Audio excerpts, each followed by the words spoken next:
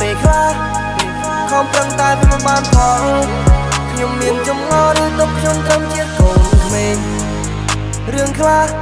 ខ្ញុំអាចនឹងគិតមិនដល់តែរឿងនៅសារទុកឲ្យខ្ញុំនេះអ្នកចាត់ចែងអូ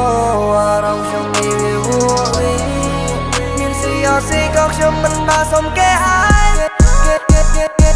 គេសួរខ្ញុំថារងឲ្យណៃធ្វើអីខ្លះខ្ញុំធ្វើអីក៏ខ្ញុំនឹងព្រោះខ្ញុំមានគូបាកាត់ច្បាស់ចង់ឲ្យរៀងរាប់ហួរហើយហួររឿងខ្ញុំវាច្រើនណាស់គេមកពីស្រុកទៅត្រកណាស់តែពេលអាកាសខ្ញុំងំធ្វើរឿងច្រើនកិច្ចច្រើនពេលខ្លះគូក្បាលខ្ញុំឈឺមានគេមិនចូលចិត្តខ្ញុំច្រើនពោះក្មេងខ្ញុំវាដឹង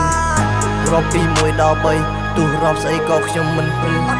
ខ្ញុំនៅតែជាខ្ញុំសំទោសផងអងខ្ញុំវាហឺធ្វើតែពីក្បាលប្រឡូបលេរហូតដល់ម៉ោង4ធ្វើចម្រៀងត្រង់គេត្រង់ឯងគេស្រ័យក្លែងក្រៃមិនដេញ4បើមិនខំហ្វឹកហាត់ខ្លួនឯងពេលណាមាន skill មកមួនឈ្មោះតំណាងគ្រួសារគេហៅថា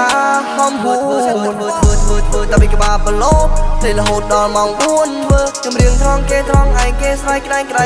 មិនដេញ4បើមិនខំហ្វឹកហាត់ខ្លួនឯងពេលណាមាន skill មកមួនឈ្មោះតំណាងគ្រួសារគេហៅថាហំហួរ